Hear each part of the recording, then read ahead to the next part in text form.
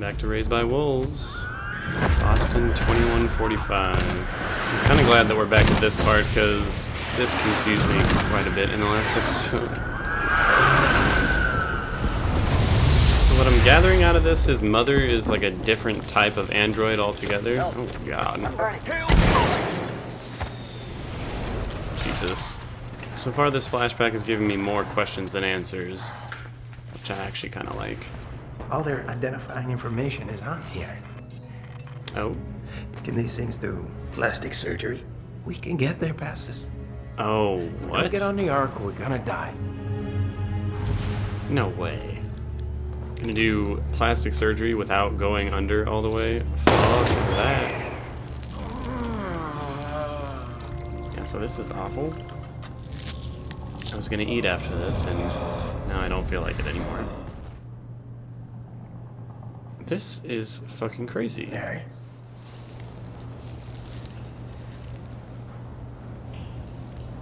This is insane. I wasn't expecting anything like this. It's Marcus. I think I'd be the same as her. I'd have like an existential crisis over this. We wear the armor. Oh, this is gonna be interesting. And the light. We are shielded. Kinda figured. That's insane. Like, they're not even really them. What? Yeah, I never would have guessed that from just the first episode. They have a kit Oh, that says he'll be great. returned to us at the boarding area. I feel like their son is gonna be what kind of undoes everything for them. Your child would probably be able to tell, like, something's different here, there's something wrong.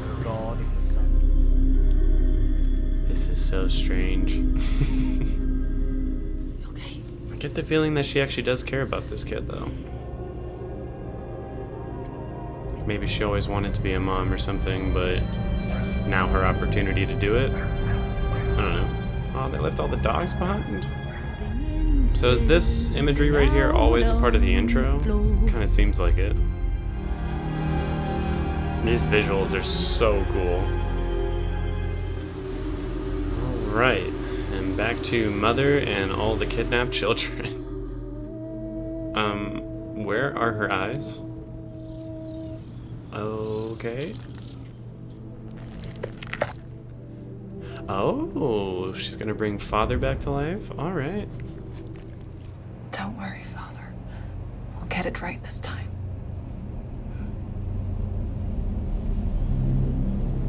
This is such a trip, dude. I'm gonna do that. Oh, I see. That's actually pretty smart. I never lost control. Are you sure about I that? just drew on a part of myself I didn't know existed. They tried to kill me in front of Campion, Father. I mean, that's true. Like I said, I don't know whose side I'm on here. It seems like she's just as bad as the humans are. That's so sweet.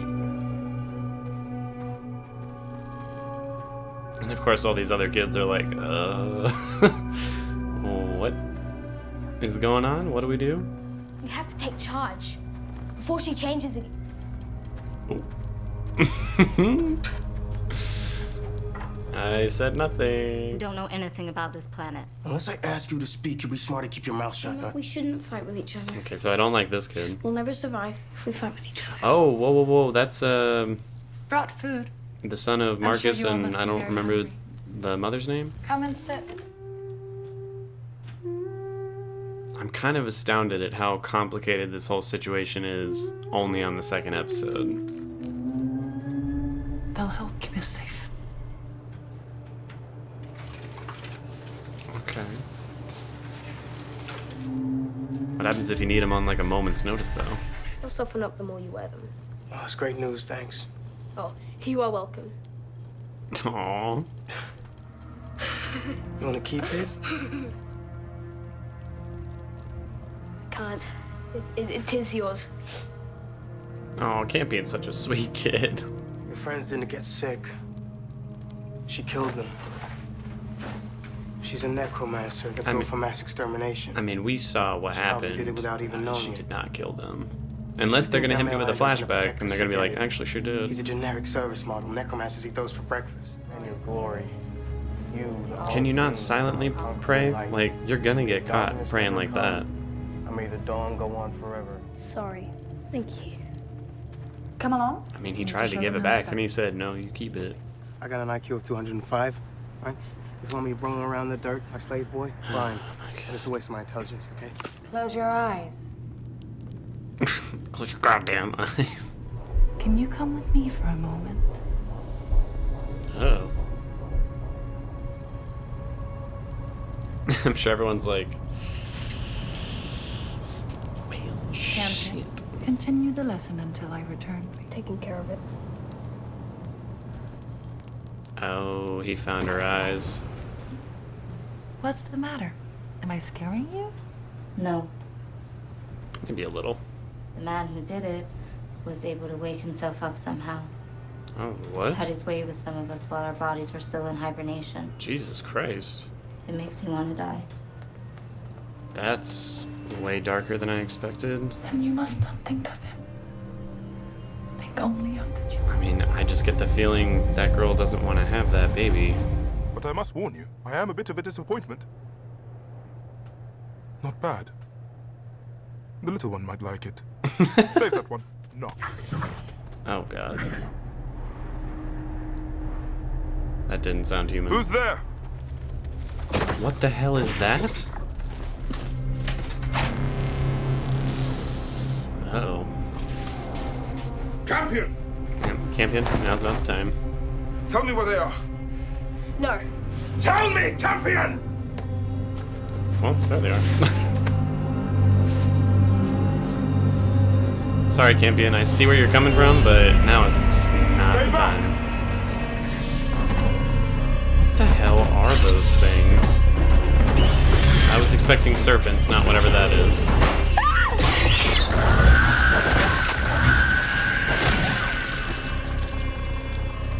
Don't look at me, Tempest! Go back to the barracks! This episode is making me side with Mother more, but again, I'm still kind of like, I don't know. I would study their remains. If you left any. You could We thought we knew this region study their blood. and all its dangers, but we don't. Uh-oh.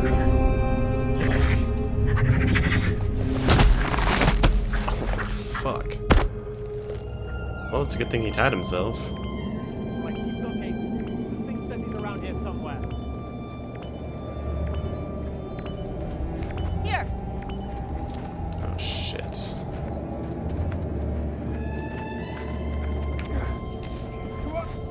That's it! So how many people from the Ark survived? If they do any kind of DNA test on him, they're probably gonna find out that he's a fake.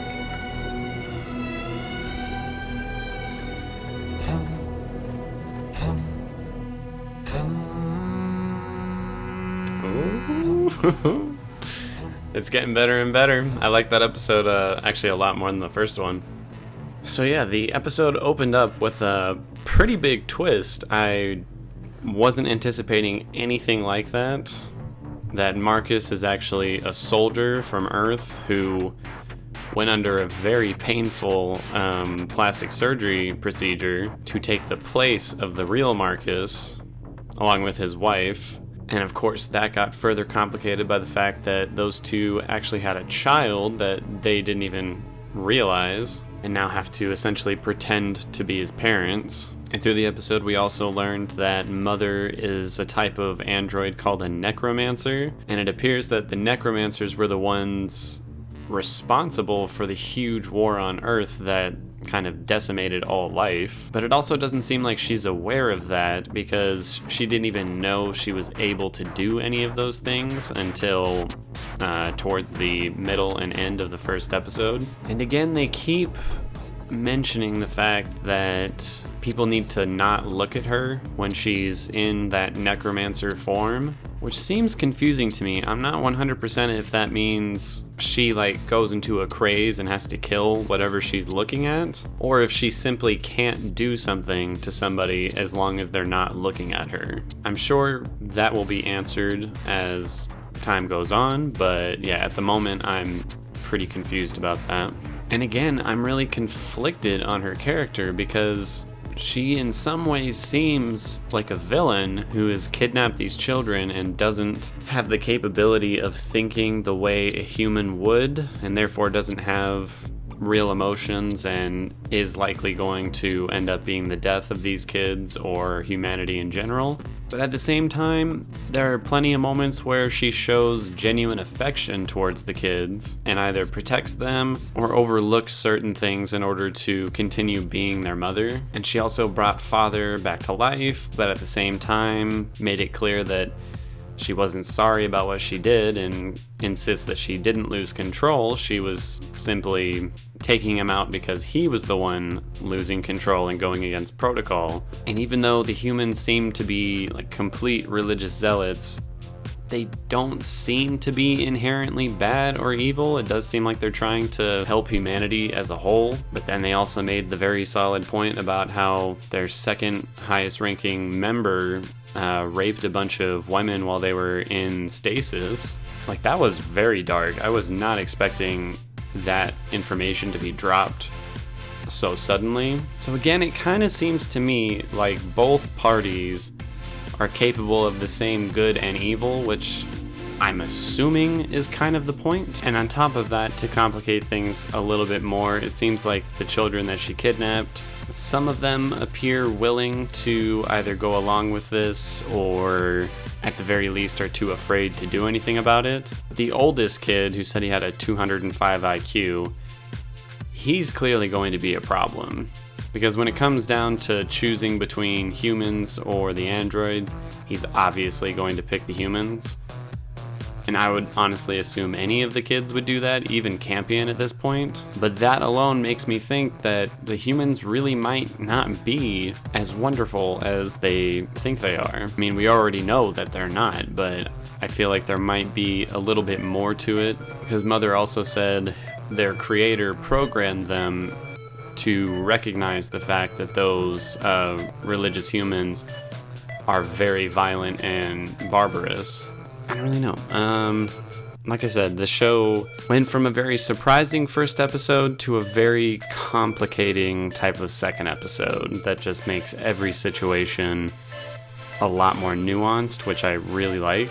And I just wonder how everything's gonna play into one another, specifically Marcus not being Marcus. That's the one I'm like, how is this going to affect later conflicts? Because you know it's going to. For the technicals, cinematography was very good in this episode, as it was in the first episode. I like the use of a lot of extreme overhead shots where you're kind of looking at everything from above. I don't know if that directly ties into the idea of religion and God playing a part in the story, or if that's simply an aesthetic choice. Either way, I think it's done very well. The score, like the first episode, I think is very good. It adds kind of a sense of surrealness to a lot of the situations, but it also suits the very emotional moments of the episode very well. Once again, I would give the acting to Amanda Collin. I think she is just killing it, because it's a big part of this episode where they're getting Campion to believe that she doesn't have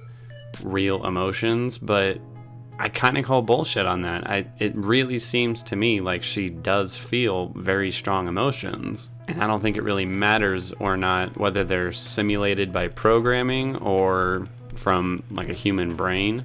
And it's really interesting to watch her kind of navigate what she's feeling, but also strictly following her programming. I think Amanda Collin plays it very, very well. And for editing and pacing, I think this episode took a lot slower of a pace than the first one did, but not in a bad way.